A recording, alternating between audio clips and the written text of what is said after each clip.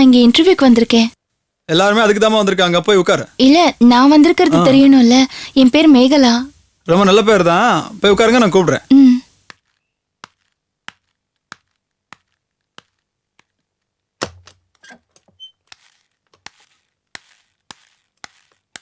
ரஞ்சனி யாருமா? நான் தான் சார். உள்ள போமா. Okay sir.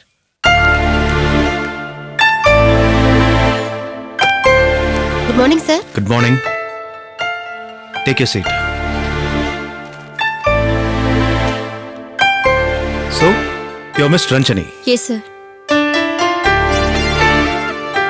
ரஞ்சனி எங்க படிச்சீங்க? கோயம்புத்தூர்ல சிவில் இன்ஜினியரிங் சார். பொதுவா லேடிஸ் சிவில் ப்ரிஃபர் பண்றது கிடையாது. நீங்க அதை படிச்சதுக்கு காரணம் இருக்கா? வீட்ல கூட சொன்னாங்க சார், நர்ஸ் கோர்ஸ் பண்ண இல்ல சாஃப்ட்வேர் படின்னு. டிஃபரெண்டா இருக்கட்டும்னு நான் தான் சார் செலக்ட் பண்ணேன். இன்ட்ரெஸ்டிங். நாங்க தேடுற கேண்டிடேட்டுக்கு டிசைனிங் பத்தின நாலேஜ் இருக்கணும். சைட்ல நாள் பூரா நிக்கிற பொறுமை இருக்கணும். குறிப்பா மத்தவங்கள வேலை வாங்குற டேலண்ட் இருக்கணும். இந்த மூணுமே என்கிட்ட இருக்கு sir. Really? Yes sir. Full day உங்களால வெயில்ல நிக்க முடியுமா? கண்டிப்பா சார். குட். ஓ, என்சிசில இருந்தீங்களா? ஆமா சார். குட். ஓகே, இன்ஃபார்ம் பண்றோம். Thank you sir. பாய். சார், அடுத்தால அனுப்புவா sir? Wait. Okay sir. Mister Krishnakumar sir, இந்த ரஞ்சனி ஓகேன்னு தோணுது. அப்படியா சார்? எஸ், நல்லா படிச்சிருக்கா, போல்டா இருக்கா, இந்த வேலையோட கஷ்டத்தை ஏத்துக்கிற விருப்பத்தோட வந்திருக்கா, என்சிசில இருந்திருக்கா, ரொம்ப தைரியமா நெருக்கடியை ஃபேஸ் பண்ற ஆளா இருக்கா. ஆமா சார். அவளையே செலக்ட் பண்ணிடலாம். உங்க இஷ்டம் சார். ஓகே, நான் கிளம்புறேன். சார், மத்த கேண்டிடேட்ஸ் அது நீங்களே ஐ வாஷ் பண்ணி அனுப்பிச்சிருங்க சார். ஒரு half an hour இருந்து நீங்களே முடிச்சிடுங்க சார். டைம் ஆச்சுப்பா. சார் ப்ளீஸ் சார், நீங்களே ஒரு half an hour இருந்து முடிச்சு கொடுத்துட்டு போயிடுங்க sir. Okay, call them. Next Shanmugam, நீங்க போங்க. Good morning sir. மார்னிங். உட்காருங்க. Thank you sir. Okay okay, thank you sir. Selvi, நீங்க போங்கம்மா. Morning. Sit down. Okay, inform பண்ணு. Thank you sir. தீபா, நீங்க போங்கம்மா.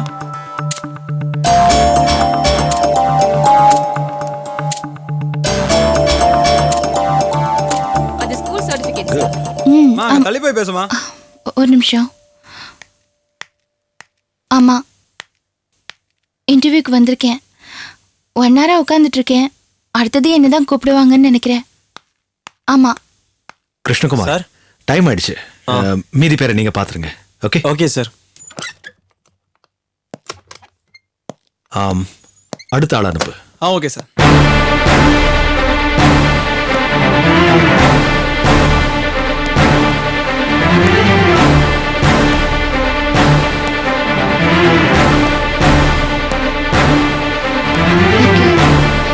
முடிஞ்ச உடனே கூப்பிடுறேன். பாய். போமா, ஒன்னதான் கூப்பிடுறாங்க.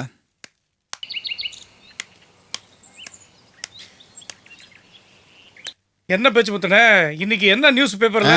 என்னன்னு எல்லாம் இந்த டெரரிசம் ப்ராப்ளம் தான். கண்மணி. என்ன பண்றது, இந்த மாதிரி பிரச்சனை எல்லாம் ஒழிய மாட்டேங்குது.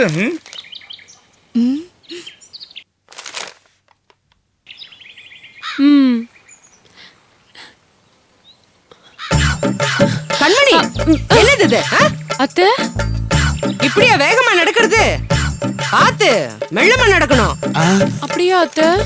நீ எப்படி நடக்கணும்னு நான் சொல்லி தரேன், அதே மாதிரி நடக்கணும். என்ன, இந்த கால் எடுத்து அப்படி வைக்கணும். என்ன, வெய். அப்புறம் அந்த கால் எடுத்து வெய்.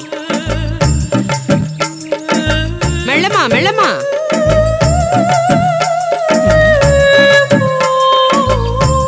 புரியுதா? அப்படித்தான்.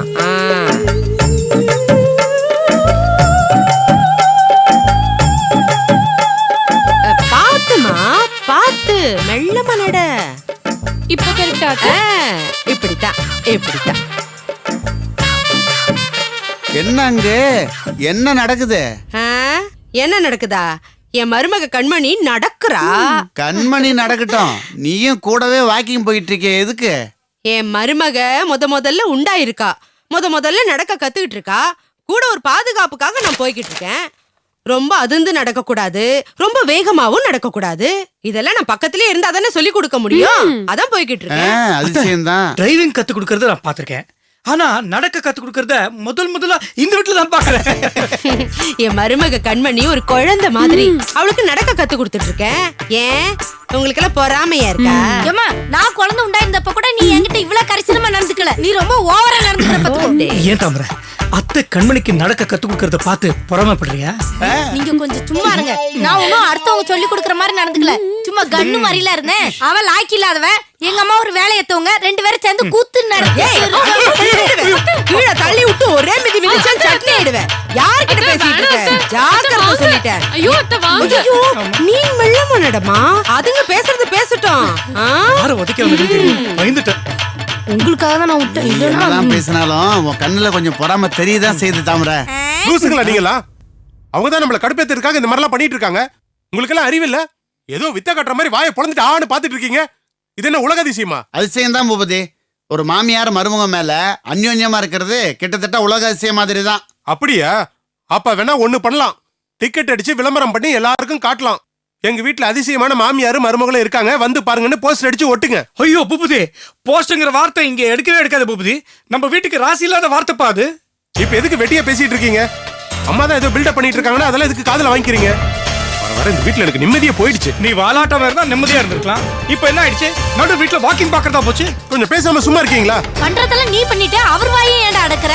கரெக்ட் அம்மர, சமயத்துக்கு நீ கரெக்டா பாயிண்ட் புடிச்சு பேசுற. கொஞ்சம் பேசாம இருக்கீங்களா?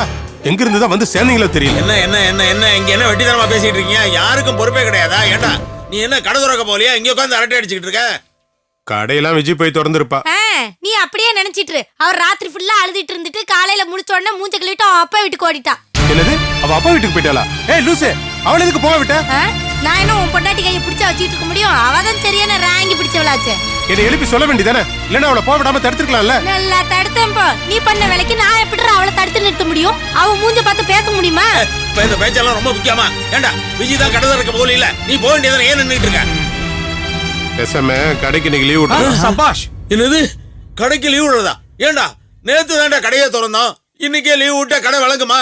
ஐயோ, என்ன இவன் எப்படி சொல்றான்? காமாட்சி தாயே, என் முதலீடெல்லாம் விளங்கி வருமா என்னன்னு ஒண்ணும் புரியலையே. ஐயோ, கடையை நினைக்கும் போது என் சட்டையை கிழிச்சுக்கிட்டு நான் அலையணும் போல இருக்கு. தாயே காமாட்சி, நீ தான் என்ன காப்பாத்தணும்.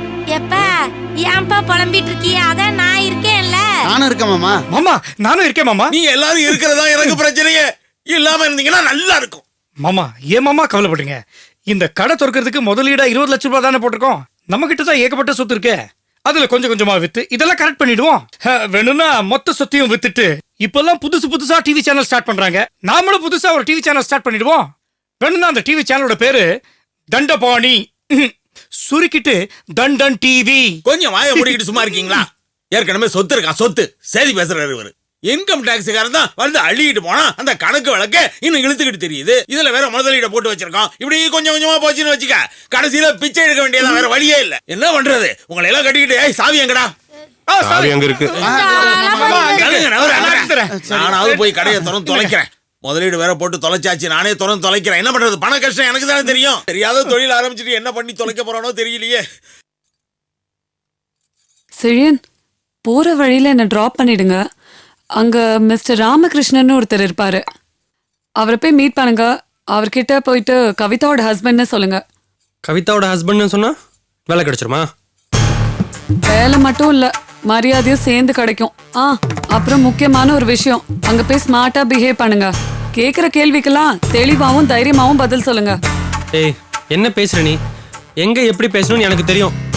வீட்டில் தான் நான் கொஞ்சம் சாஃப்ட், வெளியே எப்படி பிஹேவ் பண்ணணும்னு எனக்கு தெரியும். பார்த்தா நீ அசந்துருவேன். வெரி குட், வாங்க, டைம் ஆச்சு.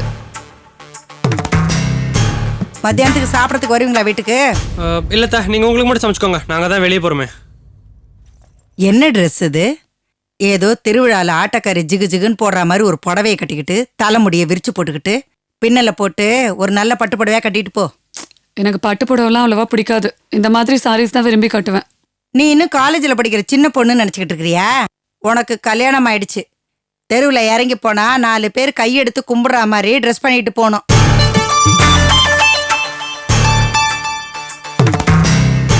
சாயந்தரம் எத்தனை மணிக்கு வருவீங்க? அவரை பத்தி எனக்கு தெரியாது. நான் வர 8 மணி ஆகும். என்னது 8 மணி ஆகுமா? அவ்வளோ நேரம் வெளியில என்ன வேலை? வேலை இருக்கு. கல்யாணமான பொண்ணு காலகாலத்தில் வீடு வந்து சேரணும். ராத்திரி இந்த மாதிரி 8 மணிக்கெல்லாம் வந்தா பார்க்குறவங்க என்ன நினைப்பாங்க? பொழுதோட வீடு வந்து சேரு. நீங்க என்ன நினைச்சிட்டு இருக்கீங்க? உங்க மனசுல என்னோட மாமியார்னு நினைப்பா?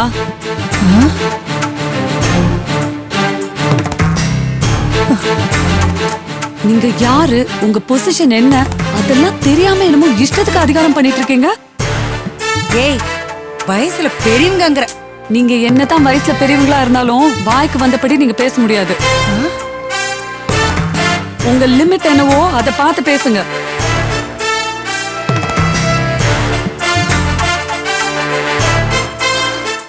ஏய், என்னடி மட்டு மரியாதை இல்லாம பேசுற? அப்பெல்லாம் நீ இப்படி எல்லாம் பேச மாட்டியே. இப்ப என்ன தோரணே மாறி போச்சு? ஆமா, நீங்க மட்டும் உங்க தோரணைய மாமியார் மாதிரி மாத்தி பேசுறப்போ நான் இப்படி பேசுறதுல எந்த ஒரு தப்பு தெரியல. என் நெஜம் மாமியார் இப்படி பேசினா கூட என்னால பார்த்து சும்மா இருக்க முடியாது. உங்களுக்கு அந்த ரைட் கூட கிடையாது. அப்படி இருக்கிறப்போ என்னமோ இப்படி அதிகாரம் பண்றீங்க. நீங்களும் நானும் தனியா இருந்தப்போ நீங்க வெறும் என்னோட கார்டியன். என்ன பாத்துக்க சொல்லிதான் எங்க அப்பா உங்களை விட்டுட்டு போனாரு. ஆனா இந்த வீட்டுல நீங்க செழியனுக்கு வெறும் அத்தை தான். அத்தைக்கு உண்டான ரைட்ஸ்லாம் நான் கண்டிப்பா தருவேன். இன்னொரு வாட்டி இந்த உருட்டி மிரட்டி பேசுறதுக்குலாம் உங்களுக்கு எந்த விதமான ரைட்ஸும் கிடையாது. தெரிஞ்சு நடந்துக்கோங்க. அவ்வளவுதான் என்னால சொல்ல முடியும். நீங்க என்ன இப்படி மண்ணு மாதிரி பார்த்து நின்னுட்டு இருக்கீங்க? இன்டர்வியூக்கு டைம் ஆச்சுல, வாங்க போலாம். வாங்க.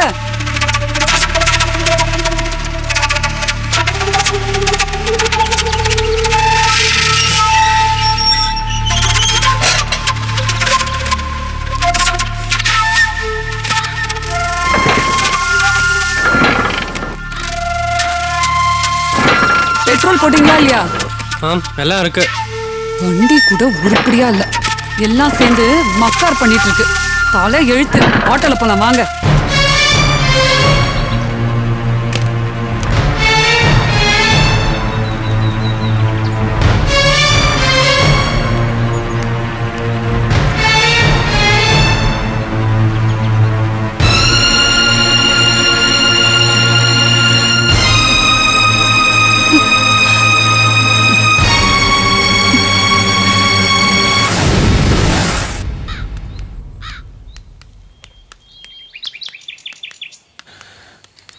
என்ன இருந்தாலும் அத்தைக்கிட்ட அவ்வளோ ஹார்ஷா பேசிருக்க கூடாது கவிதா.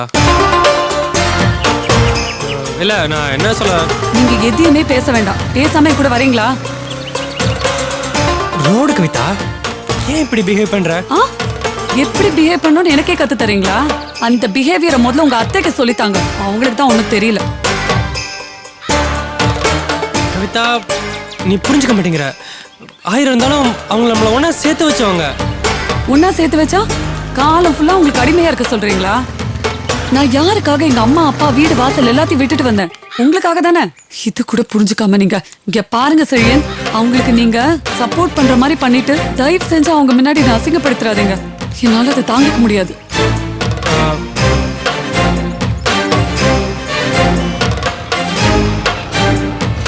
ஆட்டோ